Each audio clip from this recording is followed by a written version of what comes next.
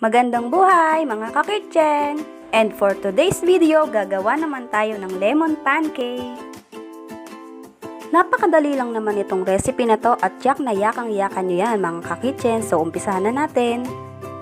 First lang natin ginawa ay kumuha tayo ng isang malaking bowl at nag-sifted tayo ng mga dry ingredients na ating kakailanganin. Ito ay 1.5 cup ng flour, milk powder, 2 teaspoon ng baking powder at 1 cup ng sugar.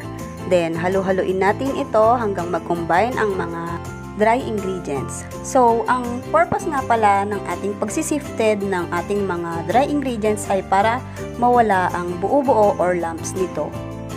So, pag nahalo na natin, iset aside muna at kumuha tayo ng isang malinis pang bowl at gumawa naman tayo ngayon ng ating wet ingredients. Nag-crack lang tayo ng 2 itlog at 1 tablespoon ng vanilla and then nilagyan natin to ng lemon juice. Ni-squeeze ko lang yung kalahati ng lemon at ilalagay ko rin yan mamaya para pampalasa sa ating mixture ng ating lemon pancake. Then halu-haluin lang natin to hanggang mag-combine din ang ating mga wet ingredients at mamaya ay pagsasamahin na natin ang ating dry and wet ingredients. So, gawin na natin ang ating lemon pancake mixture. Ito na ang ating dry ingredients. Nilagyan ko lang naman 1 cup ng water at nilagay ko na rin ang ating kaninang wet ingredients.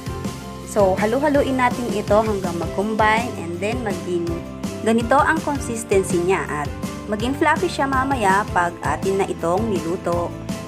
At yung yellow nga pala na yan ay yung lemon na i-squeeze natin kanina. So, nilagay lang din natin yan sa mixture para pampalasa sa ating lemon pancake. Para talagang maglasang lemon ang ating pancake. At kapag ready na ang ating mixture ay pwede na rin tayong magluto ng ating lemon pancake. Nag-brush lang tayo dyan ng oil para di dumikit ang ating mixture. So, naglagay na tayo dyan ng ating mixture. Ayan. Yung sakto lang. So, malalaman nyo nga palang luto na ang ating lemon pancake pag ito'y nagbubbles na at pwede na natin itong baliktarin. At pagkatapos maluto ng ating unang niluto ay naglagay ulit tayo dyan. Then, tingnan natin ulit. Magbabubbles din ulit yan. So, ayan.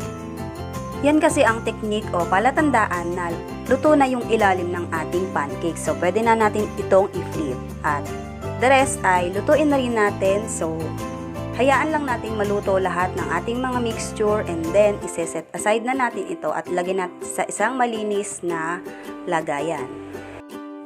So, nung naubos natin ang ating mga mixture ay nakagawa tayo ng bali 10 pieces na pancake. So, naglagay lang tayo dito ng 5 pieces na pancake at nilagyan lang natin to ng sugar powder sa ibabaw para naman presentable ang ating pancake. And then, nilagyan din natin to ng mga sliced lemon at ayan na ang ating lemon pancake.